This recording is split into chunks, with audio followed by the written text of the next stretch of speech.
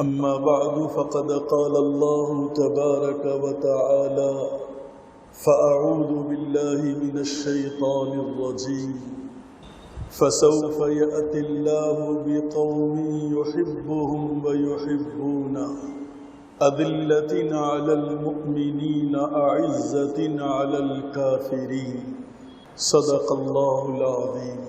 بزرگان محترم اور عزیز ساتھیوں اور بھائیوں اور دوستوں، اللہ رب العزت کا بے پناہ احسان اور شکر ہے، اس رب کریم نے مجھے اور آپ کو مسلمان بنایا ہے۔ ہمارا ایمان اور عقیدہ ہے اللہ کی ذات کے علاوہ کوئی پوجنے کے لائق نہیں۔ آقائے دو جہاں سرکار دو عالم تاجدار مدینہ حضرت محمد الرسول اللہ صلی اللہ علیہ وسلم اللہ کے آخری رسول اور پیغمبر اور بندے کی حیثیت سے اس دنیا میں قریباً 1500 سال پہلے مکہ المکرمہ کے اندر تشریف لے آئے۔ آپ کی ذات بابرکت کے ذریعے سے ساری انسانیت کو پروردگار عالم نے اپنا پیغام پہنچایا ہے۔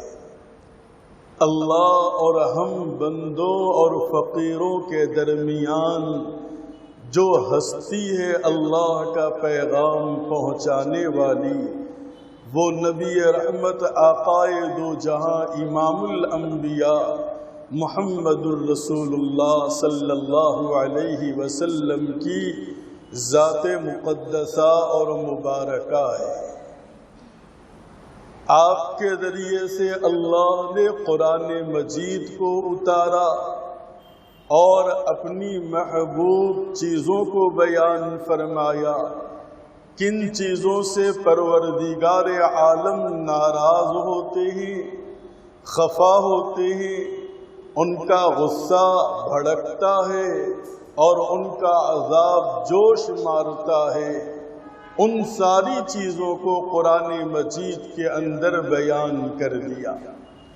اور کن کاموں سے اللہ رب العزت خوش ہوتے ہیں، راضی ہوتے ہیں اور اپنا رضا کا پروانہ عطا کرتے ہیں، اور آخرت کے اندر لازوال ابد الآباد والی نعمتوں سے نوازتے ہیں، اس کو بھی اللہ نے قرآن مجید کے اندر واضح اور کھلے انداز کے اندر بیان فرما دیا۔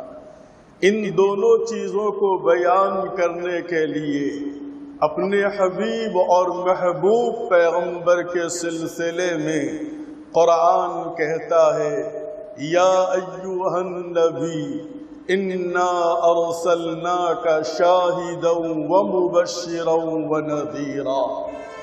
اے محمد الرسول اللہ، اے ہمارے نبی، آپ کو ہم نے اس جہان کے اندر اللہ کی طرف سے بشارت اور خوشخبری سنانے والا اور اللہ کی طرف سے آنے والے جہنم کے خوف سے اور جہنم کے عذاب سے ڈرانے والا بنا کر ہم اپنے بندوں کے درمیان آپ کو بھیجتے ہیں، اور آپ کو ہم نے اپنا رسول اور پیغمبر بنایا ہے۔ وَدَاعِيًا إِلَى اللَّهِ بِإِذْنِهِ وَسِرَاجًا مُنِيرًا۔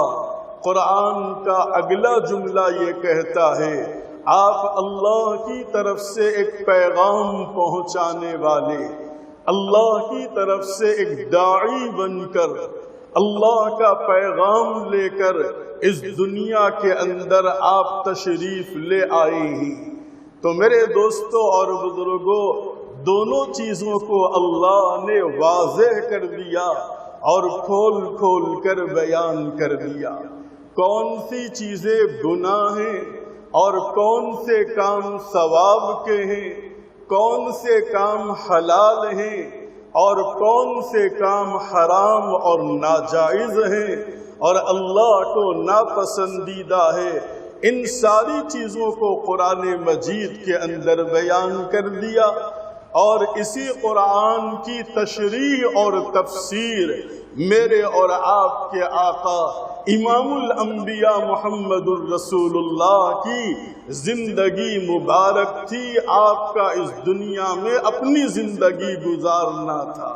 قرآن کو عملی طور پر اگر دیکھنا ہو تو محمد عربی کی ذات پر نظر ڈالو، محمد الرسول اللہ کے اعمال پر نظر ڈالو، محمد الرسول اللہ کی ہدایتوں پر نظر ڈالو، محمد الرسول اللہ کی سنتوں پر نظر ڈالو۔ قرآن کو عملی طور پر اگر دیکھنا ہو تو آپ کی ذات مقدسہ اور مبارکہ پر نظر ڈالنا ہو۔ قرآن ہی کی عملی تفسیر بنا کر اللہ نے امام الانبیاء آقائے دو جہاں نبی رحمت صلی اللہ علیہ وسلم کو اس دنیا کے اندر بھیجا۔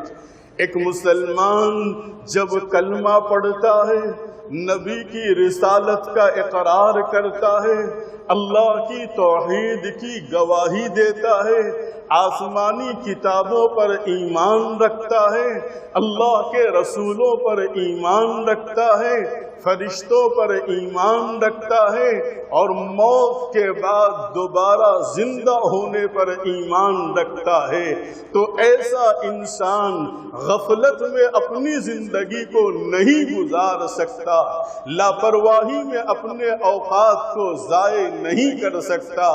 ایسا ایمان والا بندہ زندگی کے ہر قدم پر، ہر لمحے میں اپنے رب کے اوپر نظر رکھے گا اور محمد الرسول اللہ صلی اللہ علیہ وسلم کی مبارک زندگی پر نظر رکھے گا۔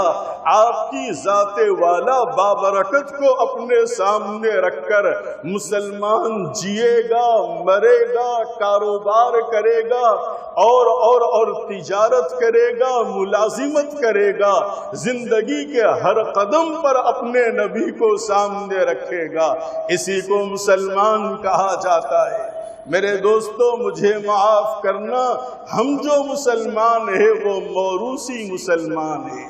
وراثت کے اندر ہم کو ایمان ملا ہے، ہم نے اس ایمان کو پانے کے لیے کوئی قربانی نہیں دی، کوئی مشقت نہیں جھیلی، کوئی مصیبتوں کا سامنا نہیں کیا، اور کسی آفت کا ہم نے مقابلہ نہیں کیا ہے۔ یہ جو ایمان ملا ہے، یہ موروثی باپ داداؤں کے ذریعے سے ہم کو یہ ایمان ملا۔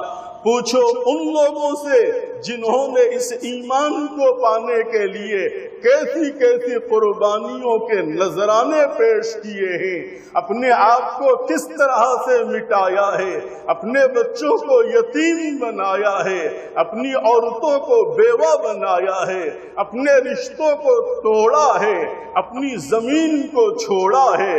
ہجرت کا مرحلہ ان کے سامنے پیش آیا صرف ایمان کو بچانے کے لیے، ایمان کی حفاظت کرنے کے لیے۔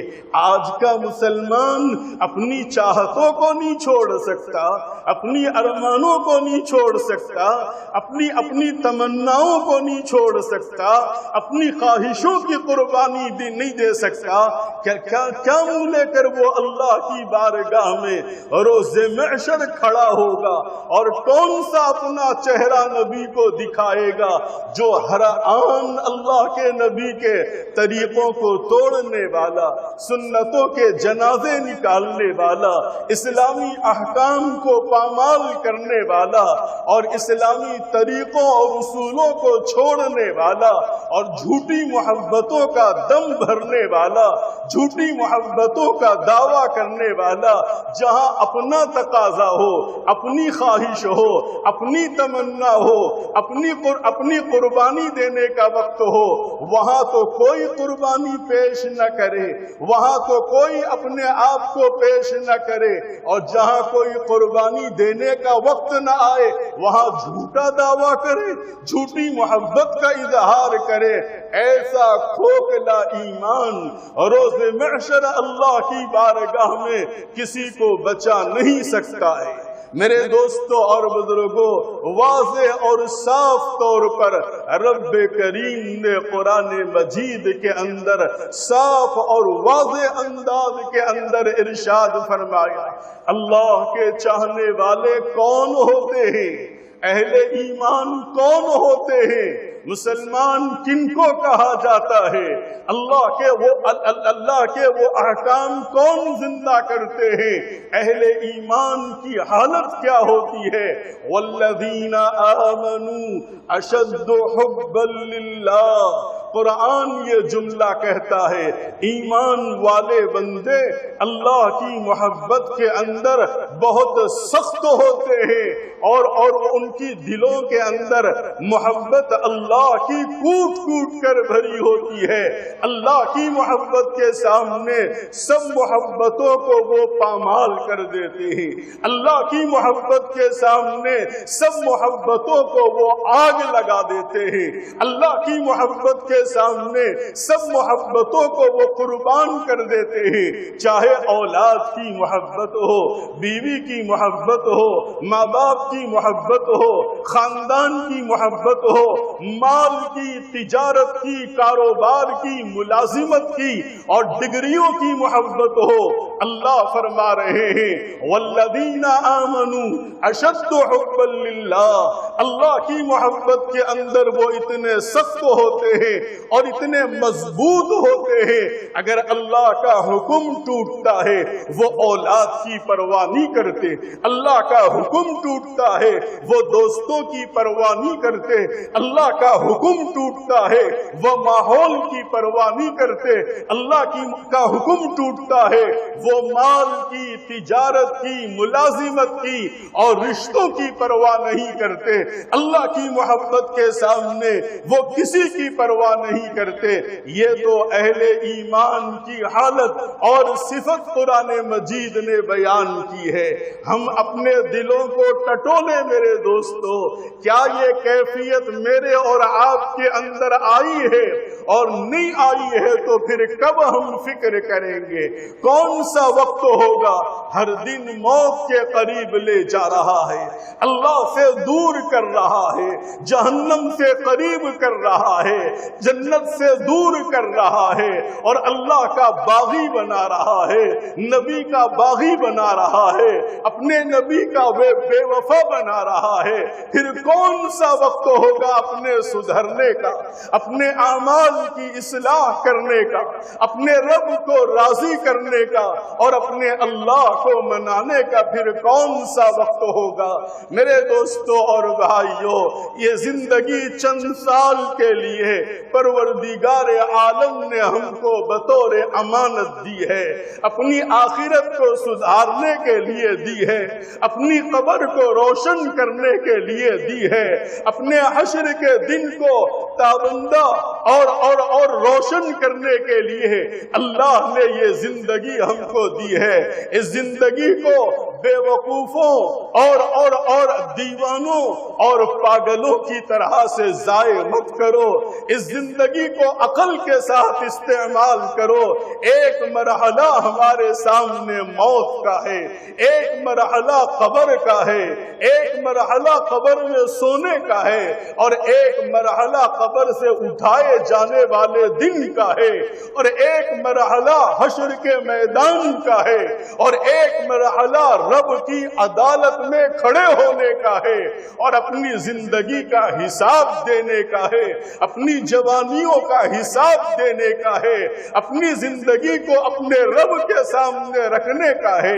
میرے دوستوں اور بزرگوں، دیوانوں اور پاگلوں کی طرح سے اس قیمتی مایہ کو برباد نہ کرے، اس قیمتی سرمایہ کو ان جھوٹی محبتوں اور ان دنیا کے فنا ہونے کے پیچھے اور خاک اور ختم ہونے کے پیچھے ہم اپنی زندگی کو ضائع نہ کریں۔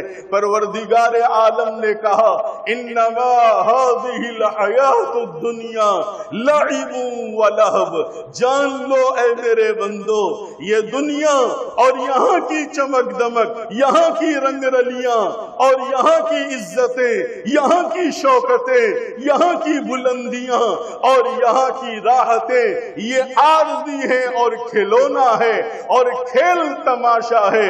جیسے بچوں کے ہاتھ میں کھلونا ہوتا ہے، بچے کھلونے کو سب کچھ جانتے ہیں۔ اے عقل مندو، اے انسان بنائے جانے والے بندو، سمجھو اور غور کرو، اس دنیا کے پیچھے پڑ کر ابد الآباد والی زندگی کو ضائع مت کرو، ابد الآباد والی زندگی کو برباد مت کرو۔ اللہ کی طرف آؤ، اللہ کے نبی کی طرف آؤ، ان کی ہدایتوں کی طرف آؤ، ان کے احکام کی طرف آؤ، ان کی ہدایتوں اور ان کی مبارک سنتوں کی طرف آؤ۔ میرے دوستوں اور بزرگوں، اس کا پیمانہ کیا ہے؟ اس کو جانچنے کا طریقہ کیا ہے؟ بزرگوں نے بیان فرمایا فَسَوْفَ يَأْتِ اللَّهُ بِقَوْمٍ يُحِبُّهُمْ وَيُحِبُّونَهُ، جان لو جب تم اللہ سے محبت کرو گے اور اللہ کو تم راضی کرو گے اور اللہ تم سے محبت کرنے لگے گا تو اس کی علامت یہ ہے نیک کاموں میں تمہارا دل لگے گا، نیک کاموں میں تمہارا جی لگے گا، نیکیوں کی طرف تم راغب ہوگے، آگے بڑھو گے اور برے کاموں سے، حرام کاموں سے نفرت کرو گے اور اپنے آپ کو بچانے کا اہتمام کرو گے۔ یہ علامت ہے، یہ پیمانہ اور تھرمامیٹر ہے اللہ کی طرف سے محبت کے پانے کا۔ جب دل کے اندر اللہ کی محبت آ جاتی ہے، اللہ کا خوف آ جاتا ہے، تو یہ نوجوان، یہ انسان، مرد عورت احکام کی طرف آتے ہیں، اللہ کے حکموں کو زندہ کرتے ہیں، نمازوں کا اہتمام کرتے ہیں، اللہ کے سامنے گڑ گڑانے اور رونے کا اہتمام کرتے ہیں، رات کے اندھیروں میں بستر سے اٹھ کے بیٹھ جاتے ہیں اور اپنے رب کو منانے کا اہتمام کرتے ہیں۔ اللہ اکبر، اللہ اکبر۔ ہمارے اسلاف اور بزرگوں کا حال، حضرت شاہ عبد الغنی پھول پوری رحمت اللہ علیہ کتنے بڑے اللہ والے اس ملک کے اندر گزرے ہیں اور پھر اخیر زمانے میں پڑوسی ملک کو تشریف لے گئے تھے۔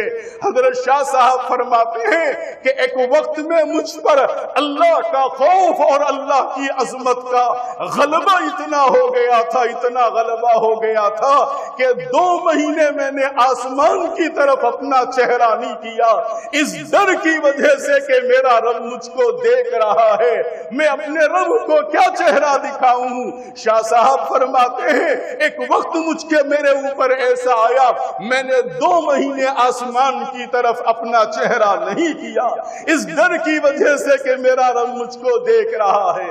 شاہ عبد الغنی پھول پوری رحمت اللہ علیہ، آج بھی وہ علاقہ پھول پور موجود ہے۔ حضرت فرماتے ہیں کہ میں نے 2 مہینے اپنا سر نہیں اٹھایا اور زمین کی طرف نگاہ رکھی ہے اور آسمان کی طرف اپنا چہرہ نہیں کیا ہے، میرا رب مجھ کو دیکھ رہا ہے۔ میرے دوستوں اور بھائیوں، ایک ان کی زندگیاں ہیں اور ایک ہماری زندگیاں ہیں۔ نفسانی خواہشات کے پیچھے، مردار چیزوں کے پیچھے ہم دوڑ رہے ہیں، بھاگ رہے ہیں۔ کل روز محشر اللہ کے سامنے کیا جواب دیں گے؟ ایک وہ زندگیاں ہیں بزرگوں کی، ایک وہ ہمارے اسلاف کی علماء کی زندگیاں ہیں، ایک وہ اللہ والوں کی زندگیاں ہیں جو یہ کہتے ہیں کہ لوگوں، قرآن سراسر اللہ کے ساتھ گفتگو ہے، اللہ کے ساتھ بات چیت ہے، اللہ کے ساتھ ہم کلامی ہے۔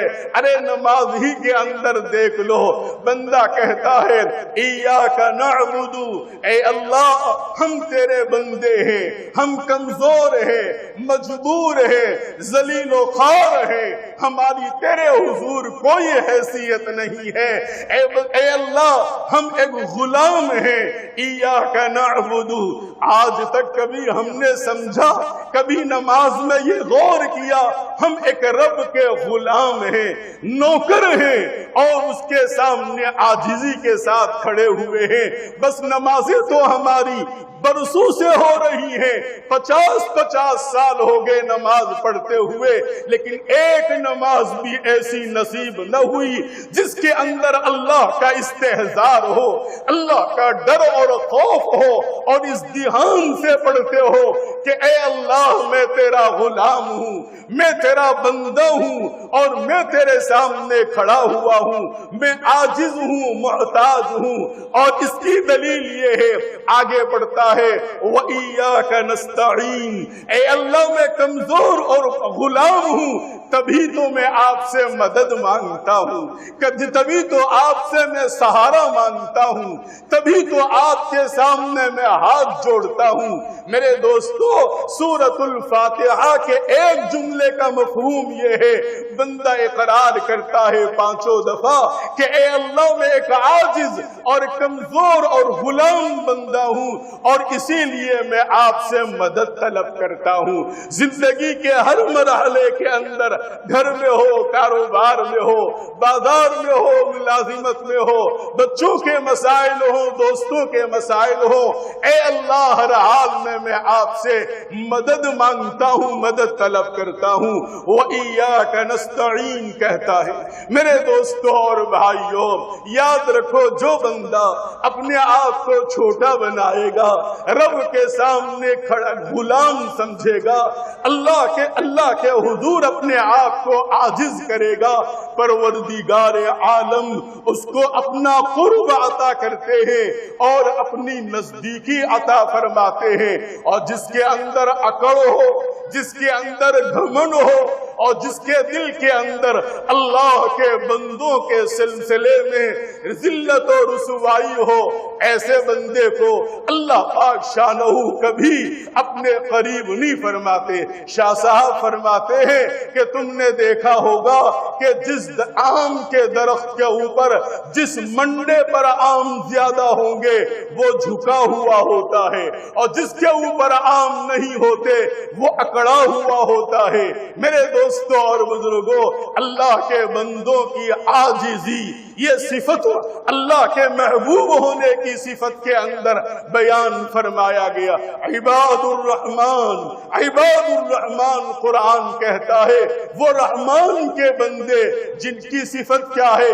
یمشون علی الارض ہونا، یمشون علی الارض ہونا، وہ زمین پر عاجزی کے ساتھ رہتے ہیں، وہ زمین کے ساتھ تواضع کے ساتھ رہتے ہیں، وہ زمین کے اوپر اپنا سر جھکائے ہوئے رہتے ہیں، وہ اکڑے ہوئے نہیں رہتے۔ یمشون علی الارض ہونا، یہ رحمان کے بندوں کی صفت قرآن مجید بیان کرتا ہے۔ میرے دوستوں اور بزرگوں، آج ہم اپنوں کے ساتھ تو سخت ہوئے اور غیروں کے ساتھ ہم نرم دل ہوئے، حالانکہ اللہ نے قرآن کے اندر فرمایا لا يتخذ المؤمنین الکافرین اولیاء من دون المؤمنین۔ اے ایمان والے بندو، یاد رکھو اس بات کو، اغیار کے ساتھ یہود و نصارہ اور مشرکین اور کفار کے ساتھ تم کاروبار تو کر سکتے ہو، معاملات کر سکتے ہو، لین دین تم کر سکتے ہو، لیکن یاد رکھنا ان کو اپنا رازدار مت بنانا، ان کی محبت اپنے دل کے اندر مت بسانا۔ لا يتخذ المؤمنون الکافرین اولیاء من دون المؤمنین۔ قرآن یہ جملہ کہہ رہا ہے، میرے دوستو، اللہ کا قرآن کہہ رہا ہے، کبھی وہ تمہارے خیر خواہ نہیں ہو سکتے، کبھی وہ تمہارے ہمدرد نہیں ہو سکتے۔ ہمدردی کی بات بھی کرتے ہیں، کوئی غرض اس کے پیچھے ہوتی ہے، کوئی مطلب اس کے پیچھے ہوتا ہے، لیکن میرے دوستو افسوس کے ساتھ کہنا پڑتا ہے آج ہر بندہ اگر کوئی دوسرے سے تعلق رکھتا ہے، کوئی نہ کوئی غرض اور مطلب ہے۔ بس ایمان ہی ایک ایسی مایا ہے اور ایسا سرمایہ ہے جو بغیر کسی مطلب اور غرض کے ساتھ بندے کو ایک دوسرے سے قریب کرتا ہے۔ یہ مایا اور یہ پونجی ہمارے اندر آنا چاہیے۔ میرے دوستوں اور بزرگوں، پروردگار عالم نے فرمایا لا يتخذ المؤمنین الکافرین اولیاء من دون المؤمنین۔ اے ایمان والے بندو، اے مجھ کو ماننے والو، اس بات کو جان لو کہ کسی مشرک کو اور کسی کافر کو اور کسی یہودی کو اور کسی نصرانی کو اپنا دوست مت بنانا، دلی دوست مت بنانا۔ ہاں کاروبار کی گنجائش ہے، لین دین کی گنجائش ہے، معاملات تم ان کے ساتھ کر سکتے ہو، لیکن اتنا قریب کرو کہ ہم اپنی عورتوں کو ان کے گھروں میں بھیجیں، ان کی عورتیں ہمارے گھروں کے اندر آئیں، ہم ان کی تقریبوں کے اندر جائیں اور وہ ہماری تقریبوں کے اندر آئیں، اور اتنا گھل مل جاؤ۔ بزرگوں نے فرمایا کہ جو بندہ اس دنیا میں یہود و نصارہ کے ساتھ محبت کرے گا اس کا انجام ارتداد ہوتا ہے، اس کا انجام دین سے ہاتھ دھونا ہو جاتا ہے، پھر دین سے ہاتھ دھو کر وہ مرتا ہے اس دنیا سے۔ پیدا تو مسلمان کے گھرانے میں ہوا تھا، لیکن اس دوستی کا نتیجہ یہ ہوتا ہے اختتام وہ ارتداد کے اوپر کرتا ہے، اپنے دین کو ختم کر کے اپنی زندگی کو ختم کرتا ہے۔ میرے دوستوں اور بزرگوں، اسی لیے اللہ رب العزت نے فرمایا جس بندے میں عاجزی، تواضع اور اپنے آپ کو چھوٹا بنانے کی صفت آتی ہے فَسَوْفَ يَأْتِ اللَّهُ بِقَوْمٍ يُحِبُّهُمْ، تو اللہ اس قوم سے محبت کرتا ہے، اللہ اس قوم کو اپنا دین اور ایمان دیتا ہے، اللہ اس قوم کو اعمال پر کھڑا کرتا ہے، اللہ اس قوم کو زندہ کھڑا کرتا ہے، اور پھر وَيُحِبُّونَ، اور تم بھی اس سے محبت کرو گے۔ وہ لوگ بھی اللہ سے محبت کرتے ہیں جن سے اللہ محبت کرتا ہے۔ تو میرے دوستوں اور بزرگوں، اللہ کی محبت ہمارے دل کے اندر ایسے آئے جیسے قرآن نے کہا وَالَّذِينَ آمَنُوا أَشَدُّ حُبًّا لِلَّهِ۔ اللہ کی محبت کے سامنے ساری محبتیں ہیچ ہے، کوئی حیثیت نہیں رکھتی۔ اللہ کی محبت کے سامنے کسی محبت کو ہم خاطر کے اندر نہیں لا سکتے۔ رب کریم نے قرآن میں اعلان کر دیا وفاداری کا تقاضا، بندگی کا تقاضا، اللہ کے ساتھ محبت کا تقاضا۔ کسی مرحلے میں کوئی معاملہ، کوئی کام ہو، گھر کا ہو، کاروبار کا ہو، خاندان کا ہو، اولاد کا ہو، ہر معاملے میں اللہ کا حکم ہم کو سامنے رکھنا ہے اور اللہ کے حکم پر مرنے جینے کا فیصلہ کرنا ہے۔ اسی پر آخرت کی انعامات ہیں اور رب کی رضامندی ہے، ورنہ میرے دوستوں اور بھائیوں زندگیاں اجڑے گی اور ہر انسان موت کے قریب چلے گا اور قبر کی دیوار سے لگا دیا جائے گا، اعمال کا دروازہ بند کر دیا جائے گا، زندگی کی کتاب کو بند کر دیا جائے گا۔ اب آخرت کے اندر اس کے ساتھ معاملہ ہوگا۔ میرے دوستوں اور بزرگوں، جن بندوں نے اطاعت کی، جن بھائیوں نے اپنی زندگی کو اللہ کے نبی کے سردار، اللہ کے نبیوں کے سردار محمد الرسول اللہ کے قدموں میں زندگی ڈال دی، میرے دوستوں دنیا میں اللہ نے ان کو پیغمبر اسلام کی زیارت کروا دی، خواب کے اندر دیکھا، بشارتیں اللہ نے ان کو بتلائی، الہامات کے ذریعے سے بتلا دیا۔ ابھی 4 دن پہلے پڑوسی ملک کے اندر ایک بہت بڑے عالم ربانی حضرت مولانا مفتی ظفر علی خان صاحب کا انتقال ہوا۔ بہت بڑے پائے کے عالم تھے، ایسا مفسر و محدث دوبارہ پیدا ہونا ناممکن نہ صحیح تو مشکل بہت زیادہ ہے۔ جس کی ماں بھی خدا ترست تھی، جس کا گھر بھی خدا ترست تھا، حضرت مولانا مفتی ظفر علی خان صاحب آکسیجن چلا ہوا ہوتا تھا، اس حال میں بھی وہ حدیث کا درس دیتے تھے، اس حال میں وہ قرآن کی تفسیر کیا کرتے تھے۔ میرے دوستوں اور بزرگوں، ان اللہ والوں کی زندگیوں سے ہم نے کیا پایا ہے؟ صرف ان کے واقعات سن کے ہم اپنے کانوں کی تفریح کرتے ہیں، اپنی زبان کی تفریح کرتے ہیں۔ ارے ان اللہ والوں کے واقعات سے اپنی زندگی کے بارے میں ہم کو سوچنا چاہیے۔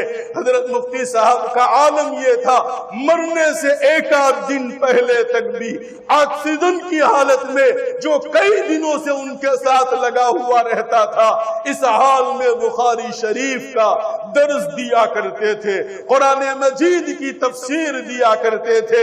انتقال سے کچھ دن پہلے حضرت نے فرمایا، میں نے خواب دیکھا ہے، خواب کے اندر میں نے دیکھا کہ مجھ کو لحد کے اندر، قبر کے اندر رکھ دیا گیا، اور جو میرے چاہنے والوں نے اعزا کروا، میرے شاگردوں نے میرے اوپر مٹھی ڈال دی اور مجھ سے جدا ہو گئے، چلے گئے۔ تو میں نے دیکھا کہ ایک نوجوان حسین کو میں نے اپنے قبر کے اندر دیکھا۔ حضرت فرماتے ہیں اس کا حسن میں بیان نہیں کر سکتا، اس کا حسن اور نورانی چہرہ کتنا تھا۔ پھر اس کے بعد فرماتے ہیں وہ آ کے دہنی جانب کھڑا ہو گیا، پھر ایک اور حسین جوان آیا اور پھر وہ میرے پایوں کی جانب کھڑا ہو گیا۔ پھر اتنے میں منکر نکیر آئے، سوال جواب کرنے والے فرشتے، جن کو قرآن نے کہا کرامن کاتبین یعلمون ما تفعلون ان الابرار لفی نعیم وان الفجار لفی جحیم۔ حضرت مفتی صاحب فرماتے ہیں جب کرامن کاتبین میری قبر کے اندر اترے، اور اللہ کے نبی کا فرمان ہے جس بندے کو دفن کیا جاتا ہے اللہ کے دو فرشتے آتے ہیں اور تین باتوں کا سوال کرتے ہیں، من ربک، بتاؤ تمہارا پروردگار کون تھا، تم کس کو پوجا کرتے تھے، تم کس کو رب مانا کرتے تھے، اور پھر تمہارا دین کیا تھا، تم کس مذہب کے اوپر جیا کرتے تھے، اور تیسرا سوال میرے اور آپ کے آقا کو دکھا کر کہا جاتا ہے کہ بتاؤ یہ شخصیت کون ہے، یہ ذات کون ہے۔ میرے دوستوں اور بھائیوں، آج سے کچھ دن پہلے اس سوال کا سمجھنا مشکل تھا، اور سائنس نے ترقی کر دی اور ہم کو بتلا دیا ایک شخص دنیا کے کسی ملک کے اندر بیٹھ کر کوئی بات کرتا ہے اور آپ اپنے گھر کے اندر بیٹھ کر اس کی آواز بھی سنتے ہیں اور اس کا چہرہ بھی دیکھتے ہیں۔ یہ نبی تو یہ بات تو میرے نبی نے 1500 سال پہلے مدینہ المنورہ کے اندر فرما دی، قبر کے اندر چہرے سے سارے پردے ہٹا دیے جائیں گے اور محمد الرسول اللہ کو دکھا کر کہا جائے گا بتاؤ یہ ذات گرامی کون ہے۔ اگر ہم نے ان کے قدموں میں زندگی گزاری ہوتی تو ہم کہیں گے یہ وہ ذات ہے جس ذات کے سلسلے میں ہم دن میں، رات میں اور نمازوں میں اور ذکر میں اس ذات کا تذکرہ سنا کرتے تھے۔ یہ میرے آقا محمد الرسول اللہ ہے۔ میرے دوستوں اور بھائیوں، حضرت مفتی صاحب فرماتے ہیں کہ جب منکر نکیر آئے تو ان دونوں نے پرچہ دے دیا اور کہا کہ یہ جواب ہے، لے کر چلے جاؤ۔